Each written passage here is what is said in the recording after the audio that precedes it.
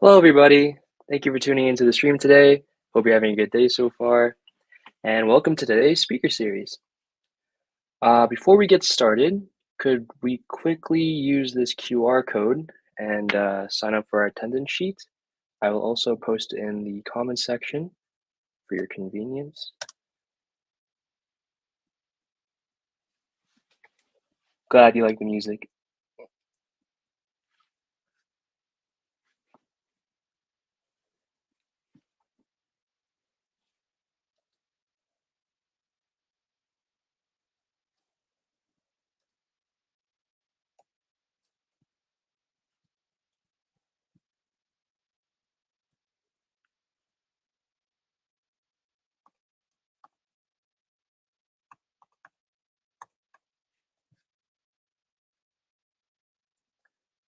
Okay, while you guys are doing that, welcome.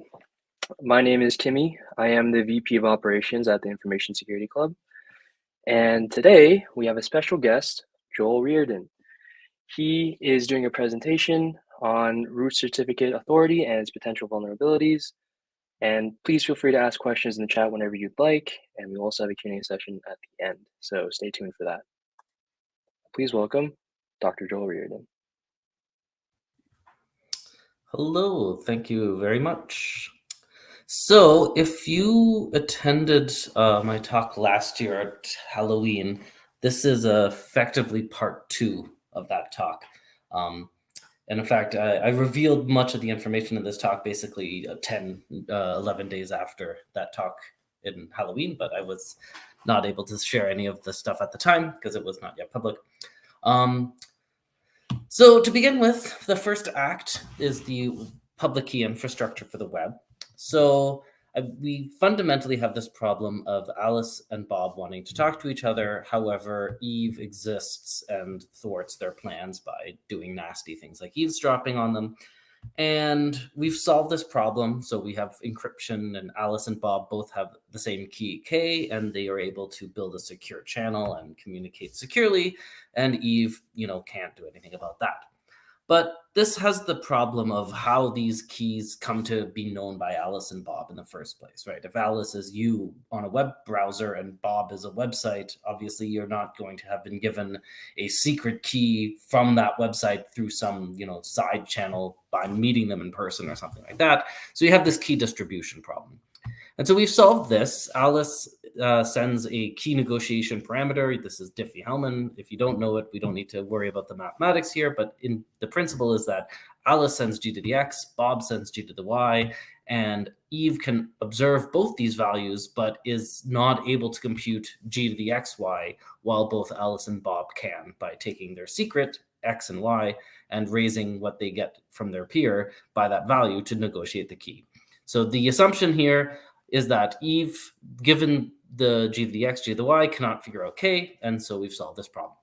However, what if the wires go through Eve? So Alice sends her key negotiation parameter, Eve tampers with it, replaces it with G to the X prime, Bob negotiates a key G to the Y X prime with Eve, and then Eve changes the parameter G to the Y with some other G Y prime and sends that to Alice. Right? Again, we don't need to worry about the details, but the idea here is this is the classic man-in-the-middle attack. Alice and Bob both negotiated a key with Eve, but are unaware that this is the case, right? These two keys that they get are different, and Eve is aware of both of them. So Eve can thwart their attempts in this world as well. Now, we solved this problem. We use public key cryptography. This allows us to sign messages. So Bob can send his key negotiation parameter along with the signature, and Eve forwards that to Alice and can't do anything about the signature. And this allows Alice to verify, oh, yes, this parameter G to the Y is really from Bob because he signed it, and I can verify that with his public key. But we have now just shifted the problem. Now Alice needs a public key for Bob. And how did Alice get that in the first place? If she doesn't have the correct one, then this whole system falls apart. So Alice can ask for Bob's public key. And if it goes again through Eve, Eve is free to change it. And of course, Alice would not be aware if Eve changed it, because if Alice knew what Bob's public key was, she wouldn't be asking for it in the first place. So we've solved this problem too, and we've solved it by introducing this guy named Trent. And Trent is trusted by everyone. Everyone trusts Trent. So Trent is trusted by every single computer, every single device, and everyone somehow has his public key already installed on their device. And then Bob can go to Trent and somehow convince Trent that he's really Bob. And if Trent's convinced, we'll sign a statement saying Bob's public key is this, and you can trust it because I'm Trent, and that's what I say. And Bob will send this to Alice. These are called certificates. And when Alice receives Bob's Trent signed public key, Alice can say, well, if Trent says it's this, it must be this because I trust Trent. So this is effectively the solution that we use to this day. The Trent is the certificate authority, a root certificate authority, and the statement that he signs are called certificates. And this, of course, raises new questions. For instance, how is it the case that we all come to trust Trent? And further, who is Trent? And why does he deserve so much trust? So fundamentally, this is this bootstrapping problem. How do we start with trust? Because if we don't have a kernel of trust to deliver public keys, then we can't do key negotiation, we can't build secure encrypted channels. All we need is that Alice has Bob's authentic public key, and this model is the sort of working model of the internet. This is how it works for everyone on the planet to deliver those public keys. So the answer to why we trust Trent effectively boils down to decisions made in a public forum hosted by Mozilla called the Dev Security Policy Mailing List. In it, Trents are discussed, decided as to whether or not they should be trusted, and a bunch of other software projects will immediately follow suit depending on Mozilla's decision. So the certificates that Ubuntu uses and Tor browser uses and command line tools like curl, they just decide, they don't make a decision, they just have decided to follow Mozilla's lead. So whatever Mozilla says, that's what the action they'll take. Other vendors in the space are not committed to following Mozilla's leads themselves, but to a large degree, they are following suit and there is substantial overlap. They're not committed to following Mozilla directly, but they certainly participate and pay attention to this public negotiation that does occur on the Dev Security Policy Mailing List. So if you go to your browser and you look at the Trents that you trust, you'll find that there is a lengthy list of them. These are all root certificate authorities that are presumably, I mean, this may be a bit stale, but like it was valid a year ago, would have been all of the root certificates that you implicitly trust. And I'm sure many of them are from companies that you've never heard of, but you are trusting them fully to validate all of the public keys. These are all Trents from the point of view of your system. And one weakness in this model is that there's no sense of scale or proportionality to this list of certificate authorities, in the sense that anyone that signs a certificate is going to be equally valid as any other on the list. It doesn't matter if it's unusual that your bank suddenly starts using a root certificate authority from a country that they have no business in. There's no browser warning or reason for concern. If it is a Trent on the list and it's a signature that's valid, your browser will accept that certificate. You'll see effectively this lock icon, and that's the end of your interaction with this whole system. And so in principle, there's nothing wrong if some obscure Dutch certificate authority starts suddenly signing certificates for many Iranian websites or many websites that are visited by people in Iran. And this is not a hypothetical. This actually occurred. There was a breach of the public or the private key for a root certificate authority called Diginotar. And it's believed that the Iranian government started issuing fake certificates in order to spy on their citizens. And of course, this problem is sort of obvious if you have a global perspective of it. If you can see suddenly there's this random CA that usually issues 100 certs a day, and now it's issuing thousands, and there's a huge presence in Iran, that's unusual. And so we've solved this problem now. A consequence, or like in the years following the Diginotar incident, we introduced a system called certificate transparency. And the idea here is that every single new certificate that gets created gets added to this list. And if it's not on the list, it's considered invalid. It's as though it weren't signed by a Trent. So not only does it have to have a valid signature from a Trent, but it also has to appear on the certificate transparency list. And this, doesn't solve the problem completely, but it does give us the ability to scrutinize the behavior of any root certificate authority to see if they are doing things like suddenly issuing thousands of new certificates for domains that they otherwise have no business and haven't worked with before. It also allows you as a website operator to look at the certificates that have been issued for your website and allows you to see, are there any I don't recognize? Are there CAs I don't remember, doing business with or interacting with, right? So it gives you the opportunity to have that situal awareness as well. And an interesting consequence of this model is that whenever a new certificate is issued, it gets added to this list. If you're running a web server, you need to be running the web server in order for the challenge response program protocol to actually issue your certificate. And you'll notice basically a minute or two later, the internet starts attacking your server. So if you are issuing your server a cert, you can expect to get actual attacks from the internet within minutes of it being issued. And so issuing the cert and engaging the TLS needs to be one of the last things you do on your server once you've already hardened it against attacks on the internet. As well, the certificate transparency only works if your browser actually respects it and uses it. So if you go to this website and you see this, it means that your browser doesn't care if your certificate's on the certificate transparency list. So you could be vulnerable to a misissued cert that just doesn't get registered. And of course, if you go here and you get browser warnings, that means it's working as expected and the certificate transparency is doing its job. As well, certificate transparency is nice for this browser use of certs, but there's plenty of other places where certificates are used that have nothing to do with the browser, or little to do with the browser, and still are vulnerable to misissued certificates that aren't going to be registered on certificate transparency.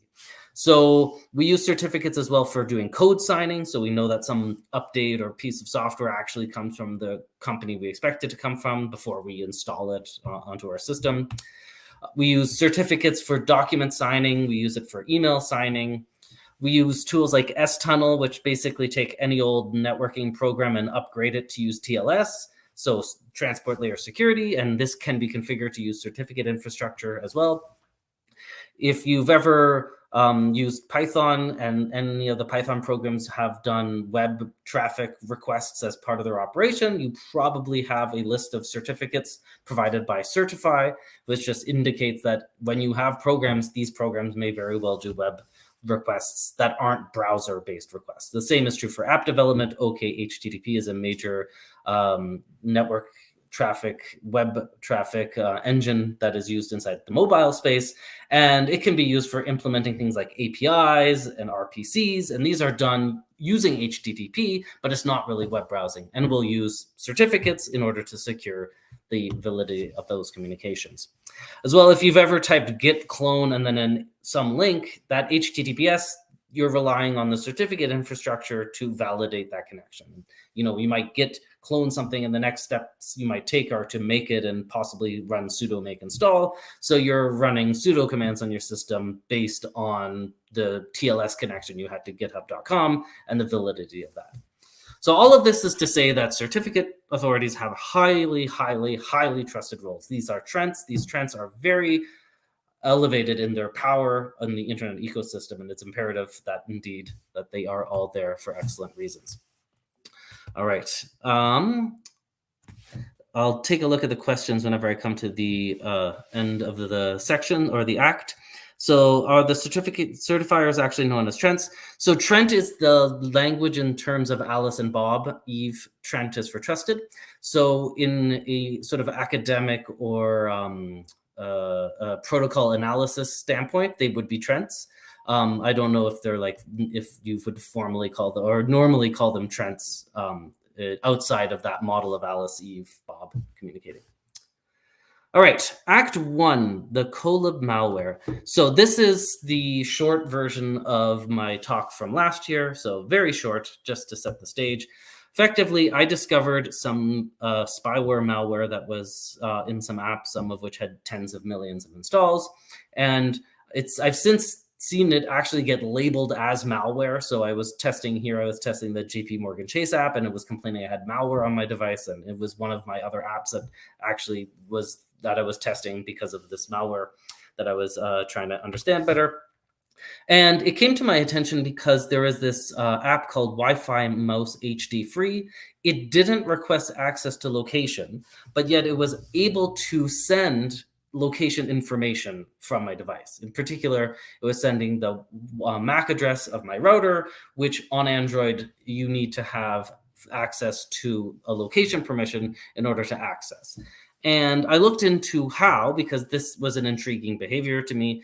It shouldn't have been able to access this information, so it must be exploiting a side channel or something to that effect. And indeed it was going to the system's ARP cache and a file on your computer, on any Unix computer, that's called /proc/net/ARP. And it was able to get the MAC address from that file when it was not able to get it because it didn't have permission. So because it was exploiting the side channel, it came to my attention as an anomalous behavior, and I investigated it a little more. I found that it was doing plug and play home network scans of all of your IoT devices, all of the other devices connected to your home network. It was communicating with the router, and the router would actually reply back with its MAC address, although this was not the means by which it was being reported. It was still an unexpected consequence that the MAC address was just happily being reported by the router through these plug-and-play configurations. And then it was reporting a huge amount of this information to a domain called mobile.measurelib.com, including all of the apps that you had installed on your device, your phone number, your email address, your location information.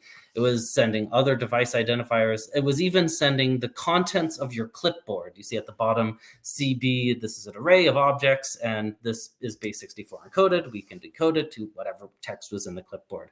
So, I mean, the clipboard of a user can contain arbitrary information, including passwords if you're just too lazy to type the password in twice. So quite scandalous, I would say, that they're collecting even the contents of your clipboard. Another interesting behavior is all of its strings were encrypted and decrypted at runtime, and some of them corresponded to paths in a WhatsApp series of directories, including WhatsApp documents private. Quite strange behavior indeed. So I tried to identify where this malware was located, and I identified it as inside this colib/c/coolest library directory by looking at all the apps that had the same behavior and seeing what paths they had in common. Didn't find out too much information about this. However, eventually I was able to find a developer integration document that was hard linked to through some question and answer site. And this web page seems to have been unindexed on the internet, which is strange for a company trying to advertise to developers.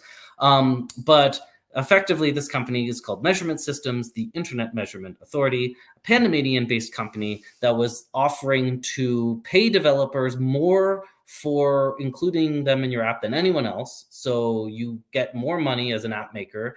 They said that they don't sacrifice your privacy, which is just incorrect statement. If you're saying collecting phone number, contents of your clipboard, email address, location history, so on, would have some kind of effect on your privacy. And effectively, too good to be true, right? Like we don't serve ads, we don't collect private information, and we pay more than anyone else. And for whatever reason, these pages weren't indexed on the internet. They were, I guess, the robots.txt probably disabled their searching. But developers, it was later reported by journalists who looked into it, were effectively invited to participate into this program and made to sign non-disclosure agreements. And as a result, it seems to be the reason why none of the privacy policies of any of these app makers that worked with the measurement systems mention them in any capacity. So they just, here, this is for the mouse app, they just said they don't collect any information and give it to third parties. Okay, so case closed. All right, so at this point in the story, we have Measurement Systems S2RL, because it's a Panamanian company, so Spanish Sociedad de Responsabilidad Limitada or something that I butchered quite mercilessly, and translates effectively to Limited Liability Corporation. They produced the Colib malware. They misled developers. All right, look at the question chat. doesn't look like anything is there. All right. Act 2, packet forensics. So at the time when I discovered this, the domain name for measurelib.com, which was the API endpoint for data collection, had listed as its registrant Vostrom Holdings in Virginia, and measurementsys.com, which was the domain for developers, the sort of like integration guides, also had Vostrom at the time. And Vostrom has an alternate name, which is Packet Forensics, as an also doing business as name. And Packet Forensics describes themselves as a trustworthy custodian of data that does not belong to them. And were in the press 13 years ago because they were selling a box that breaks internet encryption, that breaks TLS. Back then it was called SSL. And when asked about it by reporters, they asked how the reporter found out about it. And then company spokesman Ray Salino initially denied it exists, or that it performs as advertised. So basically saying, oh, yeah, we have bad advertising or misleading advertising. But then the next day they changed their stance and said, there's nothing special or unique, and we are giving it for law enforcement. Now, interestingly, this spokesman for Packet Forensics also registered a company called Measurement Systems LLC, Limited Liability Corporation, in Virginia. Now, of course, anyone can register a company with the same name as other companies. This means nothing, but it's just, an interesting thing that happened. And the Wall Street Journal I was working with them on the story, and they had enough evidence to clear it to basically go ahead and publish and say that this malware that I found was in fact put into consumer-facing apps and is tied to this national security contractor, namely Packet Forensics. And a few days after reporters from the Wall Street Journal reached out to Packet Forensics for comment, this measurement systems, asking them about this measurement systems company in Virginia, it got dissolved. I guess they no longer needed it anymore, and they closed it. And maybe it's a coincidence that it was just a couple days after reporters were asking about it, or maybe it's not a coincidence. I don't know, but it is definitely intriguing that it was shut down a few days later. So I was then curious what other domains had been registered as to this Vostrom company, and one stood out to me, which was trustcore.co, and it is a redirect, so it's not a website on its own. It wasn't hosting anything. It was just pointing to somewhere else. It pointed to trustcore.com, and trustcore.com is a Trent, a root certificate authority. So at this point, we have that the Vostrom Holdings registered the API and main domains for measurement systems, is doing business as Packet Forensics, which subverts TLS, has a spokesperson, Raymond Salino, who is also the president of Measurement Systems LLC. You can see I put them very far apart because they have nothing to do with each other than their name. Measurement Systems LLC and S2RL, totally different companies, very far apart on this chart. Vostrom Holdings also registered a redirect to TrustCore S2RL. And again, I want to point out, redirect is anyone can register a domain and point it to another domain. That doesn't show anything either, but it's definitely interesting and made me want to learn a little bit more about this trend. And you might have noticed that the S2RL is interesting as well, because both TrustCore and Measurement Systems, as the Panamanian entities, are in fact Panamanian entities. So on the website, TrustCore was saying that it's a Panamanian registered company and the technical operations are in Curacao.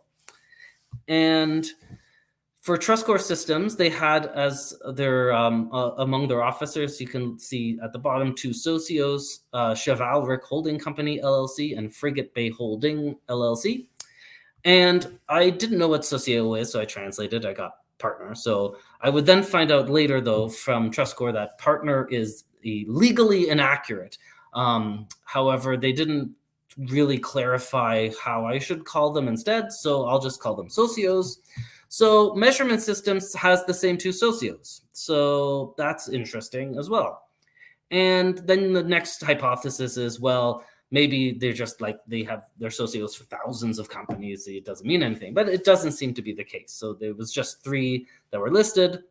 And then I noticed that the two companies' trust score measurement systems had been registered a month apart, which is also just an odd coincidence, I suppose. And there's also a U.S. chivalric holding company, LLC, that is in New Mexico. And as well, for Frigate Bay Holdings, it turns out that there is a Frigate Bay Holdings with an S, LLC, registered in Wyoming. This one I was actually able to get the paperwork for and see that it has as its manager this same Raymond Salino that we saw before. So, I mean, again, you can create companies with names, and the same person can create lots of companies with the same name as some other companies, but it's definitely doesn't discouraging me from trying to learn a little bit more about this particular trend. So I looked at the CT logs, certificate transparency logs, found no evidence of any bad cert or any sort of wrongdoing there. So that's good, but nevertheless, I still wanted to learn a little bit more about this company. So at this point, we have that Trust Core and Measurement Systems, the Panamanian ones, have as their socios Chivalric Holding Company, LLC, Frigate Bay Holding, LLC, and Salino happens to be the manager of Frigate Bay Holdings, with an S, LLC, a totally different jurisdiction. That one's in Wyoming. The socio was not. All right, Act 4. Let me take a look for the questions. Nothing new in the chat. All right, global headquarters. So, according to the audits that these Trents have to undertake, the global headquarters for Trust Core Systems is this address in Toronto, a block and a half from the CN Tower, smart location, beautiful building. And you might wonder, like, what floor they happen to have in here. And the answer is it is a sleeve in the UPS store. So their global headquarters was a mailbox drop. And in fact, had no longer been a company in Ontario since 2016, despite having their headquarters there. And as well, their technical operations, even though their website says it was in Curacao, their audits say that their technical operations are in Phoenix, Arizona. And I mean, I don't care where their technical operations are in principle, but like, it's just a strange thing to claim your technical operations are in Curacao when they're not, and you're trying to be a Trent and have everyone trust you. But indeed, they were hiring for people in Arizona, must be located in Phoenix, Arizona, occasional trips to data centers. This, of course, means nothing, but Packet Forensics also has a large Arizona presence. And in fact, they share a data center, Trust Core Systems and Vostrom. They're in the same physical building. Again, lots of other companies. I'm filtering this list. There's 68 other companies, like Facebook and Microsoft are also there as well. But still, of all the data centers in the world, they chose the exact same one. Seems incredible for a Panamanian company with technical operations in Curacao. And that also made me wonder, why would they be in Panama in the first place when the founders are American and Canadian, and Panama, for instance, doesn't rank very well in corruption perception? And not that Canada's perfect, but we're 14th on this list versus 101st. It just seems like a strange decision to go out of your way to incorporate in a country that has a perception of corruption when you don't need to, when you're not already, starting from that location to begin with. If you are trying to be a Trent, why hinder yourself in this way? And of course, it's been relatively low ranked for a decade. It's not a recent thing that this occurred. So that takes us to Act 5. And still no more in the chat. All right. Act 5, MessageSafe. So the Trust Core Root CA had a product called MessageSafe, and MessageSafe was an end-to-end encrypted email product. And end-to-end, can have, vague or flexible definitions, but MessageSafe clearly spelled it out at the bottom. They said MessageSafe.io cannot read your email. So I tested this by creating an account, and saved the network traffic from the browser. So whenever you're browsing, you can open up the developer tools and then save all as a HAR file at the end, and you can just look at the transcript of communication. And so I sent some emails and received emails, and I could see outbound traffic to api.messagesafe.io. This is the data that is being sent from my computer to MessageSafe. And sure enough, the email content is there, the body is there, the attachments are there. So here it's base64 encoded, but I mean, the contents of the attachment are just quite visible directly, right? So really, they are able to read this, and a couple other tests show the same exact results. There's no end-to-end encryption, at least in the sense that it's sender and recipient of an email. In this case, MessageSafe.io can indeed read the emails that were being sent. And I was actually a bit sad it wasn't more elaborate of a fraud, because they really could have done leverage the fact that they're a root certificate authority to still spy on people, but without making it look so blatantly fraudulent. But nevertheless, it is what it is. And a possible explanation seems to be that maybe they didn't actually understand end-to-end encryption, because a representative from them went and said that they found implementing the key material and encryption decryption on the server provides security without the processing requirements on the client, which is not end-to-end encryption as it is commonly understood. And Mozilla explained this to them at a later point in this conversation, that this is not what end-to-end encryption as is commonly understood is meant to mean. Another weird thing that they did is register a bunch of domain squats for actual end-to-end encryption, thing like protonmails.com and protonmailpro and hush email. And I mean, they weren't like fooling people where they ended up, that they were logging into a fake page. But it's, again, I mean, the job of a Trent is to, reliably show people where they are going on the internet. This is what a root certificate authority is. They validate addresses on the internet. And it seems like a strange behavior to be doing typo squats at the same time. As well, there was a domain called decoymail.com, which pointed to MessageSafe. And you could get like that as your email suffix. So you could get joel@decoymail.com instead of @messagesafe.io.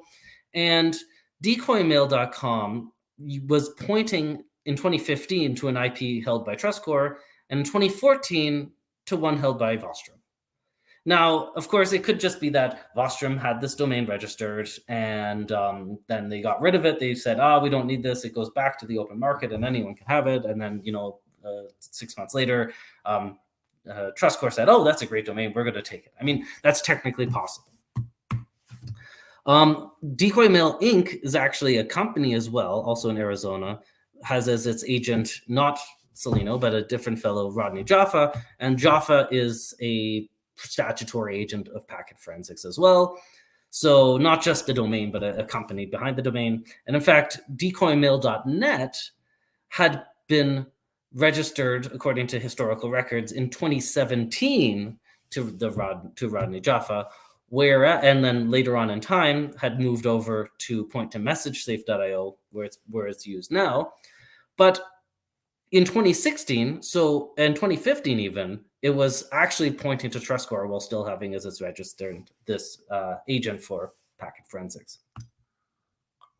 So at this point, we have that TrustCore operates MessageSafe, and there's this, awkward weirdness with this decoymail.com hosting coincidence as well. All right. Some chat questions now. How did you manage to acquire resources? Yeah. So what's nice is that if you go to the Secretary of the State for various states, and as well in provinces as well, you can just search for companies and get access to all their records. So all their public filing documents are basically public. Some jurisdictions are better than others, so you can actually get the papers and without having to do any real effort. Others are more you have to go to a place and then okay, well, I guess that's the end of that. So it's hit or miss, which depending on which jurisdiction, if you can just basically do it right from the browser and get all the paper. As well, there's websites called open corporates, which index all of the information about all these companies, and it's kind of like a search engine for corporate registrations. It's like the Panama Papers scandal for Trent. Yeah, I actually never saw any of the Panama Papers, but I wonder, it would be interesting to see if any of these companies had a presence there. How come the companies never got any possible government audits? So root certificate authorities are audited, and I believe I cover that in Act 9. What is my occupation? I am a professor. All right. A professor of computer science, I guess I can elaborate. All right. Act 6, the MessageSafe app. So MessageSafe had an app, and this app never made it out of beta. It was always a beta mode. It was never like officially released, but you could get it from the Google Play Store. So on their website, if you went to click on this, get it on Google Play, it would take you to the Play Store where you could download it. Now, my collaborator on this wrote to that effect and was replied to that basically the statement about MessageSafe.io website still linking to the Google Play Store is completely false, their emphasis, and that it actually takes you to a 404 page.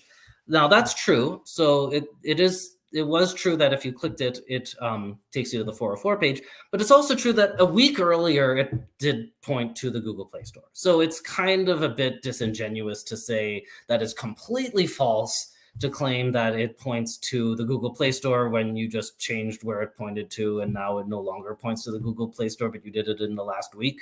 I mean, it's not the kind of level of candor I would expect from a Trent, from a root certificate authority, to be making claims like that, like completely false, underline, to say that something that was true a week ago is true today.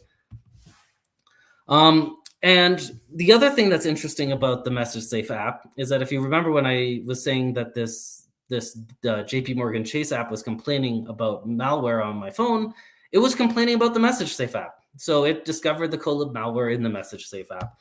And indeed, the measurement systems SDK, the spyware SDK, was in fact in TrustCore's MessageSafe app. And there was a couple interesting features about it as well. So first, all the function names were not obfuscated. So here you can actually see things like get call records, get messages, the actual implementation of the spyware.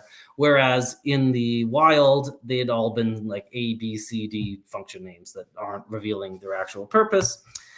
The strings were available in plain text. In the other samples I saw, they were all encrypted. I mean, maybe it's just like a newer version of the SDK and they had an older version of it that didn't have this encryption going on, but it's still interesting that it had like these strings in plain text. It was also customized. So here, these two functions return two halves of a string base64 encoded that correspond to the domain an1.messagesafe.io/survey, which was actually the data collection endpoint where the spyware would deliver all of the information from the user's device. So the spyware SDK had been customized to point to messagesafe.io. So someone had to have given this domain name to them in order to include. In the wild, it pointed to mobile.measurelib.com instead, and these strings were encrypted.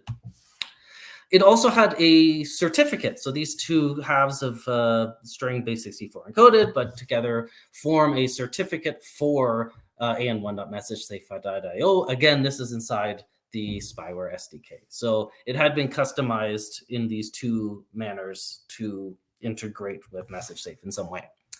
So from here, we can add that MessageSafe included the Colab malware. All right, looks like the auditor came sooner than I thought, so it is now the next act. Act 7, the auditor. So root certificate authorities need to be audited, and Mozilla outsources the decision about who is eligible to audit root certificate authorities to CPA Canada, the Professional Society for Canadian Accountants. They operate a system called WebTrust, which provides a list of auditors that are eligible to audit certificate authorities.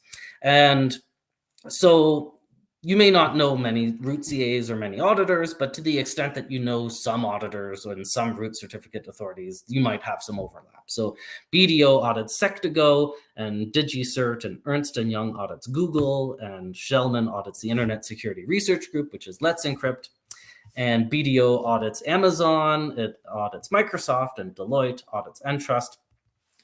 The auditor for TrustCore was the Princeton Audit Group, a certified public accounting firm. Their address, 30F Chicopee Drive, a residential townhouse in New Jersey, and they also have a post office box. My slide is not advancing. I have a feeling that this system has a hard limit on the number of slides that I can have in my presentation. So Yeah, unfortunately, it's capped at 200. let me just address this.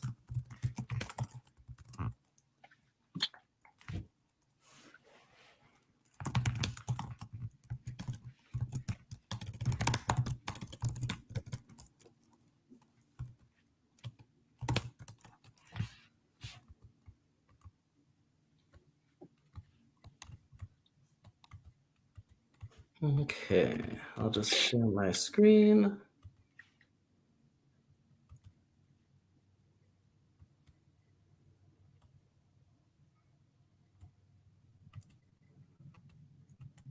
All right. Can you see my screen? I no longer can see the chat, so or the any faces. So yes, it's working. It's working. okay. So, despite this, Princeton Audit Group was in fact listed as an auditor, and they are eligible to audit operations in the United States, which is good because despite saying that their operations were in Toronto, they weren't able to audit operations in Canada, but in fact, their operations were in Phoenix. Despite that, their audits, all of the audits that I could find, every single audit, all listed Toronto as their operations, and I made no mention of Phoenix, which is where they would have presumably had to have gone to actually physically audit the space, the location, and all the systems. And the statement that they were auditing, the assertion, did correctly point out that they're headquartered in Toronto, in that mailbox, and their data centers were in Phoenix, Arizona. But the auditor didn't mention that, and it was described as a clerical error on their part. Another interesting aspect is that the auditor did not have a license, so they were not a licensed auditor. They looked like it just expired, and it didn't get renewed. So in 2021, they had no longer been an auditor, but since then had produced audits under the auspices of WebTrust that were accepted, even though they weren't actually a licensed auditor. Now, I don't really believe that the quality of the audit would have materially improved if they had renewed their license or not. It's these sorts of things is why we have auditors, to worry about minute details and getting everything right. And it doesn't instill a great amount of confidence that they aren't able to correctly recollect where they went for the audit or to renew their auditing license. I reached out to WebTrust to point this out, and I didn't get a response, but 3 days later, I saw that they had just been removed from the list. And so I followed up and asked why they were removed, and they said they couldn't tell me. And they said, well, it could have been that they voluntarily left, or they didn't pay their dues, or they expired and they didn't renew, or they were kicked out. And then I asked, well, what are the criteria by which auditors must adhere to? And they said that that's private. So I don't to this day know if you actually have to be a licensed auditor to be a WebTrust auditor. And the only evidence I have is that an unlicensed auditor produced audits that were not later retracted by WebTrust, saying these are invalid audits. It just was silently removed like they were never there. All right, this takes us to the final act, or the second final act, the penultimate act, disclosure. So at about this point last year, I collected all of the information I could, and basically everything in this talk, although some of the details came out in the ensuing discussion on this mailing list. and just set out all of the information about my concerns. So it made it clear that I found no evidence of any bad cert or misissued cert, only that there's a lot of very strange coincidences and seeming ties that warrant some explanation to continue to be able to have any trust in them. Now, they adamantly denied any ties to Vostrom. They were very adamant about that. And the discussion went on for quite some time. About 6-8 weeks later, Mozilla came and said, well, forget about all this. This is the set of facts that we know absolutely or have been claimed, but no effort has been made to refute any of them. So they're either things that have been confirmed or with zero effort to refute. And what the first one was the fact that the same person was responsible for the day-to-day operations of both TrustCore and MessageSafe. So this was not an arm's length organization that happened to mislead about end-to-end encryption. It was the same person in charge of both. And MessageSafe misrepresented end-to-end encryption. In a footnote to a footnote, Kathleen Wilson at Mozilla explains what end-to-end encryption means as it is commonly understood. And as well, MessageSafe was cited as a major reason why TrustCore is a valuable root certificate authority, because they could give email certs to everyone that would be trusted if they were part of this program. And the fact that they weren't really an end-to-end encryption email system was cited as a reason why including them didn't make much sense. As well, there was the operational problem that it included this malware that had been produced. According to documents that Mozilla had at its disposal, but were not public, it was revealed that the founder and chief financial officer of the root CA was also a registered agent for both of the holding companies. So these weren't just somehow anonymous investors that had nothing to do with anything, that just happened to be socios for some reason, but rather that they had as a registered agent the person who founded TrustCore, and they were also socios of a company that produced spyware. Mozilla said that it is unacceptable for a CA to be this closely tied to a malware operation, and they was then moved to distrust them. So this takes us to the final act, the remediation. A few months later, Mozilla created a new page on their wiki called Root Inclusion Considerations. Has some basically things to look for, suspicious warning signs for future circumstances like this. The first one they have is that there is a reasonable suspicion that the CA is closely tied through ownership or operation to a company engaged in the distribution of spyware, malware, network surveillance, or cyber espionage. I want to point out here, the burden of truth is reasonable suspicion, not beyond a reasonable doubt, not on the balance of probabilities. Just a reasonable suspicion is enough of a problem. That is the degree to which these trends have this enormous unbalanced power in the entire security of all of the people on the internet, because every trend is as valid as every other trend. So a bad trend or a trend for a wrong reason is able to compromise everyone's on the internet security. And that's why the threshold is much less than in other circumstances. As well, Mozilla has as rules, the provided address is a post office box, mail drop, or address shared with numerous other entities, a shell corporation, so that's not allowed anymore. That this is in the concerning behavior side, so it's not just you're removed if you do this, but rather it's going to give you perhaps some additional scrutiny. If you're using an auditor that doesn't audit any other root certificate authorities, or that their auditor qualifications indicate that the audit team is inexperienced, that the representatives of the certificate authority are not transparent when asked questions about where they domiciled legally and who has a controlling share of their organization.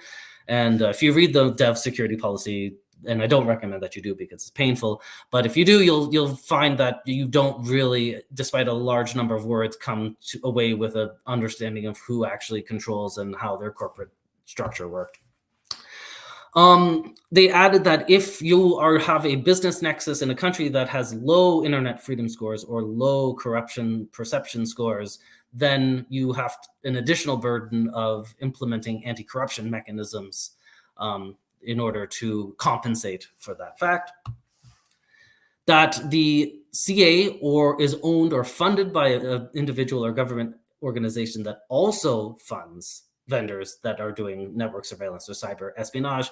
So that is not necessarily you, the CA yourself, has to do it, but rather you have as owning entities someone who also owns operations that do these things as well, and that the CA uses shell companies, acquisitions, or other kinds of misdirection to divert attention away from their relationship with another organization or government. So with that, we bring to the conclusions. Certificate authorities have highly trusted roles in the internet ecosystem, and all root certificate authorities are equally valid. The lock icon is a major use of TLS and root certificate authorities, but it's far more than that. It's used far more often for things that you'll never see a lock icon for, that will just happen in the background. It has to do with just software that's running, doing API calls, RPC calls over HTTP, because now HTTP is just used for everything. It's not just used for web browsing. And certificate transparency is good. It works. It's effective. It's unfortunate that when you register a cert, your server starts getting attacked right away. So, I mean, if there was a way of having privacy somehow as part of it without just publishing all of the domains, that would be better. As well, we don't have certificate transparency for emails, presumably because we don't want a list of valid emails addresses for the exact same reason. So if we can have more certificate transparency used in more contexts with better privacy, that would be better as well. All right, thank you very much. That's my talk, and I am happy to now take questions. Awesome. Thank you for that presentation, Dr. Reardon. Okay, so now I guess we're going to start a Q&A session. Right off the bat, I see a question. Do we have names for where the malware was found? What do you mean names? Like in apps?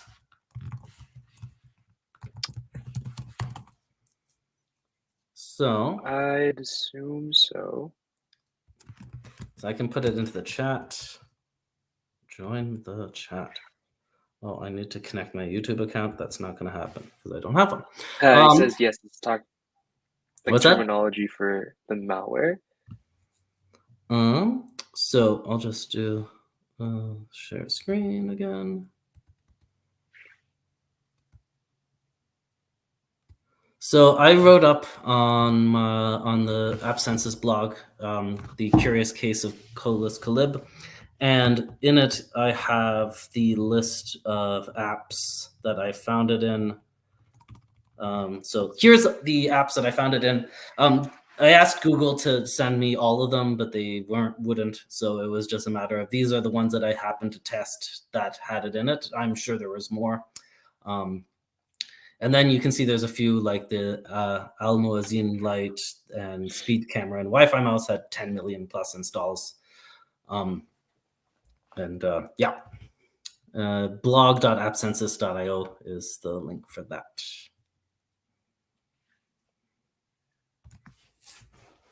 Awesome. I don't see any more questions. So I guess we could conclude the presentation for tonight.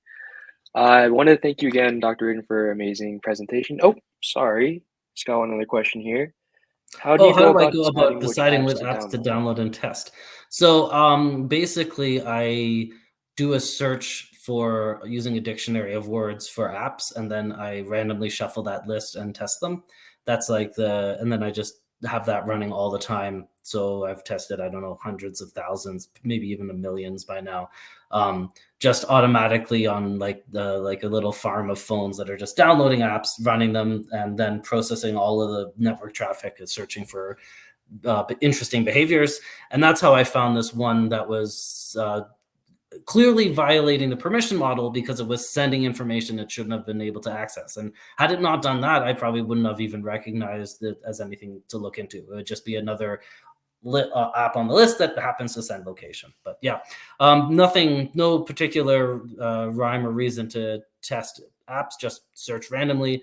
Sometimes I just will filter them, so I'm not testing apps that have like 10 installs or something like that. So I will use the million plus as a baseline there. But yeah. All right. I have another one here. Long one. You mentioned email also uses these certificates to verify against trusted identity. Is it possible to quarantine some of the email based on a familiar or unfamiliar certificate in a network? Yeah, so the use of certificates in email is for email signing, which is not too common in the like outside of business contexts, in probably even in business contexts, it's not too common. So I think like encrypted email and email signing never really caught on as well as it probably could have. Same with docu signing. It's just amazing to me that like you can sign major pieces of documents that matter by just like signing into a website and drawing with your mouse a signature. Instead, when we have things like public key crypto that would actually work. But for the delivery of mail, that is being done with transport layer security between the servers. And so, in addition to having S-MIME, which is encrypted email and signed email, you would have just normal certificates being used to ferry email from server to server in the delivery structure of the email. I am not. I'm not familiar with like how the signed email would be represented to the user, but I could imagine it would be quite trivial to say, hey, every time you get an email from this user, it's signed with Trent, DigiCert, and now you're getting a signature and it's signed from it's a new key and it's signed by some CA you've never heard of. Someone had proposed that as well in the context of securing TLS better. Basically, he imagined these warnings signed like a browser warning, basically saying like every time you've gone to the site, you've gotten a cert from this company, and now you're getting it from this company. How much do you trust the parent country of that company, right? And so, I mean, again, that never actually caught on, and the result of that we are in is, and for better or for worse, because I don't think users would be that effective at deciding which Trents they trust and which Trents they don't trust, is that we just don't even know who the Trent is. And like you just see a lock icon and you have to click multiple times to even figure out who the root certificate authority is. And we sort of, as users, trust our user agents like Mozilla to do that vetting process for us. And ultimately, it's a public discussion. It's people making decisions, right? As opposed to much of the other basis of internet security, which is crypto that we understand. Like that stuff works, but at the very root of it, we end up at this layer where there's auditors who are on a list because some committee approves this list of auditors, and then there's CAs that are on a list because of processes that they go through in order to validate that they are worthy of being on this list. And these are human processes, and human processes can be flawed. There was a question following up the one about which apps to download and how to test for it. So how many of these tested apps are clean? Clean as in like didn't have the malware? Would be like I'm assuming so. 99.999. Yeah, it was quite rare. So like in the sense that I've looked at hundreds of thousands of apps and I found it in 10 is indicating that this is quite an infrequently occurring malware. And but despite it being infrequent doesn't mean it's non-prevalent, right? Because an app that has 10 million installs is going to be prevalent. One hypothesis that I had with the journalists who were covering the story when they were actually meeting with or interviewing an app maker who had worked with this company, they were solicited. So you had an app, it got popular, it's in the Play Store, maybe it has the right demographic user base that's interesting to the company, and then they would be approached and say, hey, why don't you include this SDK for monetization? We'll pay you money. We pay more than anyone else, and we don't collect any private information. And that maybe serves their purpose well, that they didn't need to be in a lot of apps in order to get the job done. They just selected specific apps that, had demographic interest to them. Okay. Last question. Even though the company's data center was in the United States, doesn't the US have restrictions on how data is secured in such places like no questions are raised on that? So the have restrictions on how the data is secured in such places like no questions are raised on that. Don't quite exactly know how to parse this, but um, I mean the certificate authority, the crown jewels in a sense is the private key corresponding to the public key that's used to sign certs. And this is meant to be on an offline computer in a physically locked space, that every so often it gets used to sign what are called intermediate certificates. And then these intermediate certificates are on the machines, and they're doing the sort of day-to-day work of issuing certs to ultimate customers who need certificates. So the data collection side of things, there's not really much data that would be that US law would apply to here. So there's just the only thing that matters really is the private keys, and the only regulations that apply are the ones Mozilla imposes on the companies to say these are the means by which you have to run your operation, and the auditor's job is to ensure that those are followed. So that's what the system is, effectively. Okay. Next question. You mentioned that Mozilla remedied their criteria for trust CAs. Did any other companies add the same or similar criteria? Right. Great question. I don't have a good answer for that because first I didn't look, but off the top of my head, I don't think Apple and Microsoft and Google make public their criteria. Mozilla really is open. Like they are an open source in a very meaningful way. So the fact that the discussion is an open forum discussion and their conditions, their regulations, they're all open. So it may be the case that these other companies do have open criteria, but if I were to wager, I would say that they're closed, that they have criteria and you can probably figure out what a bunch of them are, but a bunch of them are like, not, it's just not public. So they may have made similar changes as well, but Mozilla is in a sense quite public about its processes and how it works. Also, Mozilla leads the way in this in a very meaningful way. So even if the other companies didn't change their rules, the fact that Mozilla might remove some CA for it not following Mozilla's rules will have the knock-on effect of having other major entities also remove it, just because Mozilla really does lead the way there. All right. If there are no more questions, I think that concludes our speaker series for today. Thank you very much again, Joel, for coming on tonight and providing a very insightful presentation. Thank you very much. And My thank you to pleasure. everyone else who joined out to the stream. Everyone have a great rest of your day. Thank you.